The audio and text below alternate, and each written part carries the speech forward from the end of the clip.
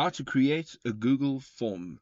Good day, ladies and gentlemen, and welcome to the channel. Today I'm going to show you quickly and easily how you can create and fully customize a Google form, and it's easier than you think. So let us jump straight in. On the right hand side you can see that you have your Google Apps, and we're going to open up that menu and we're going to scroll down and look for Google Drive. Now once you've opened Google Drive, on the left hand side you will have a new button. So once you tap on that new button, we can now scroll down and you can see Google Forms.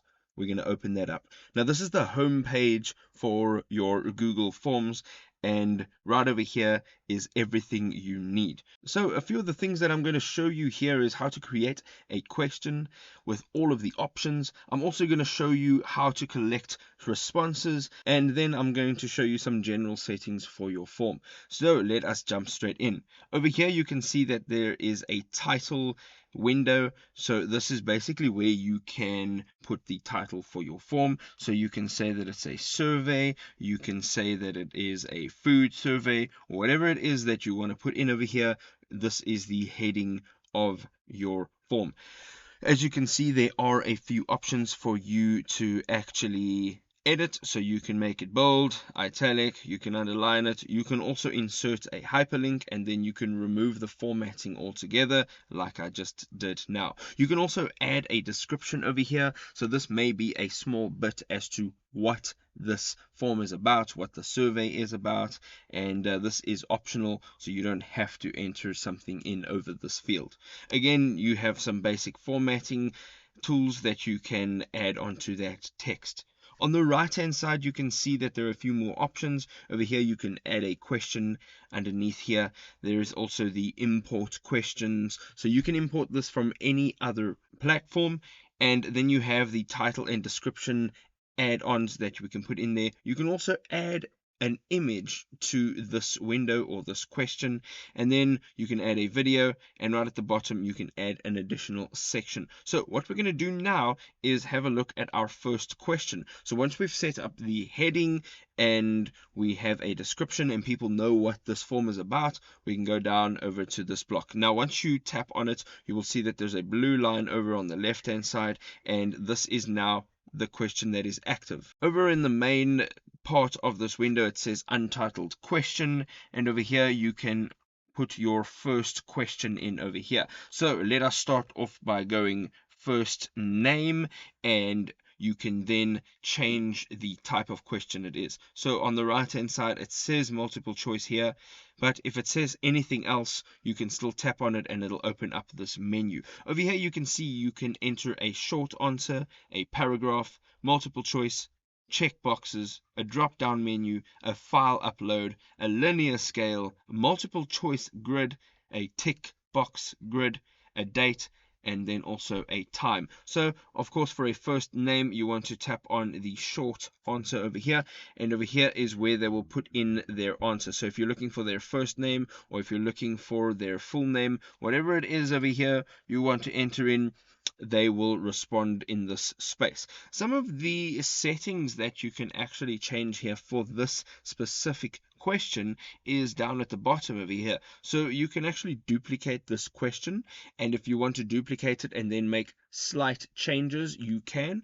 Then you can also completely delete the question, and then there is the option to make it a required question. This means that if somebody is going through this form that you're creating, they will not be able to go over to the next page or submit this form without filling in the answer to this question. So you can tap that toggle switch over there and that'll go on.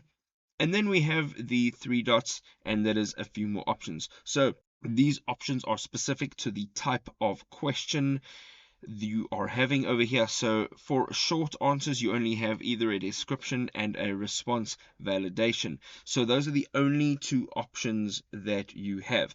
If you're going in and you're tapping on the short answer block, you can now change your answer type. So let's say perhaps multiple choice, and again you can see at the bottom with the three dots, once you tap on that it shows you a few different options. So we can add a description, we can also go to selection based on an answer, and then you can shuffle your option orders. So if you are going ahead here now, and if it's multiple choice, you are going to add in different options. You can easily do so just by tapping add other, and you can add in an additional option, and then you're going to go in here and you are going to shuffle those options so they're not in the order that you created them in.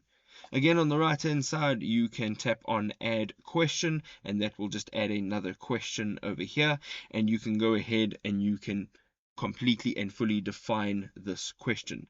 Going into the type of question, again, we can have the drop down option perhaps, and you can put your question in, and then you can have the options that you have chosen or written out here. And again, you will have the shuffle option as well as the go to section based on answer option, and then the description option. Again, you can play around with what type of question you would like. Of course, there are many different options, so you would like to choose the option appropriate to the question that you are asking over here. Then if you want to click down and change the order of your questions, that's easy enough. All you need to do is look for the 6 dots on the top of that question. You're going to click down and you're just going to move it around, and you can place this anywhere that you would like. So once you have populated your form and you have all your questions, if you have multiple choice or drop down menus, you have your options that you've entered in there, you've changed the text style, you've inserted hyperlinks if you need to, and some images if you need to, and you're now done with your form. We can go up to the top of this page and you can see that there are responses. So once you click on responses, you can go in here and you can see right now that there are 0 responses. You can now also manage this all in one place. On the right hand side, you can actually link this to Google Sheets, which helps you organize and put everything into one place, and it'll do it automatically without you having to physically go and put this form or the responses onto a Google Sheet. You can also click on the accepting or not accepting responses. So you can see over here it says message for respondents. This form is no longer accepting responses. Or you can change that text altogether. You can put a validation date there, whatever the case may be, if you would like to have that on. Again, there are 3 dots over here, and here you can get an email notification for all the new responses that are coming in. You can also select a destination for your responses. You can unlink your form. You can download the responses into a CSV file format. You can print these responses, and then you can delete all the responses altogether. And that is a great way to manage this all in one place. Now going over to the right next to responses is a settings menu. Here you can see that you can make this form a quiz, so it assigns point values, it sets answers, and automatically provides feedback. And this is a great feature. So once you put that on over there, you can see that there is a release mark option. So you can either release your marks immediately after each submission. You can also tap on the later after the manual review. This means that the form will come to whoever is reviewing the form, and then those marks will be released. You also have the respondent settings. So if there's a missed question, a correct answer, a point value, and then some default question point value. So you can actually just change that number over there to whatever you want your default question point value to be. Going down over here, you can now also manage the responses, how they're collected. You can collect the email addresses. You can also send responders a copy of the response, and then also you can allow response editing, and this can be changed after it being submitted. If it requires a sign in, you can go ahead and put this option on, and it says respondents will require to sign in to Google, and that is also a great way to make sure that people are signing in and you can track them a lot easier. We have a presentation tab over here, and this is how you manage how your form and responses are represented. So you can see over here the form presentation. You can either show a progress bar, you can shuffle the question orders, you can also go down over here. There are some after submission options, And the further down you go, there are some default options, such as the settings that are applied to the forms and also the question default. So you can set them to one specific default instead of recreating and redefining all of these questions as you create them. As you can see now, we have gone through creating questions, managing our responses, and also managing our settings for our Google Forms. Up on the right hand side, there are a few other things that you can do. You can customize your theme. So there's a bunch of different options that you can do over here, such as the text style, the header style. Then you can also put an image onto your header, and then you can change the whole color scheme altogether. As you can see over here, it makes it a whole lot easier. You can also create a background or not at all, so you can just have it white, and we can change that to blue again, and you can now completely customize this. The next little icon you see over there is the preview button. This will allow you to see your form as your respondents will see the form before you actually publish it, and here you can just go back and forth and just undo and redo pieces of the form that you have done.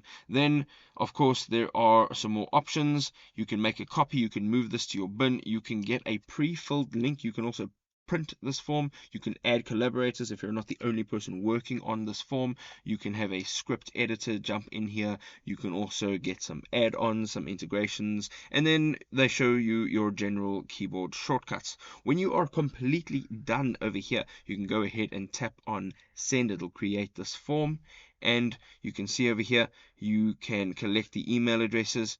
This will verify your respondents, and then you can also choose the do not collect option if you don't want to collect those email addresses. Then you can send via email, you can create a link, or you can have it embedded, and over here you can enter as to who you're going to send it to. You can also have the email subject line altered if you don't want it to be the same as the actual form title, and then you can enter in a small message over here. Over here it says, I've invited you to fill in a form. This could be an application form, whatever it is. You can enter a message, and then you can include the form in the email so they can just access it straight from there. Then also you can add an editor into this whole process. And once you're done, you can just hit send over here at the bottom, ladies and gentlemen, and you've created a Google form quickly, easily, and now you can start collecting information. I hope you enjoyed this video. If you did, don't forget to drop us a like. Don't forget to smash up that subscribe button. If you have any questions, you can leave it in the comment section below. We will be very happy to hear from you. And we hope you enjoyed this video, and we'll see you in another awesome video. Happy form creating, people. Goodbye.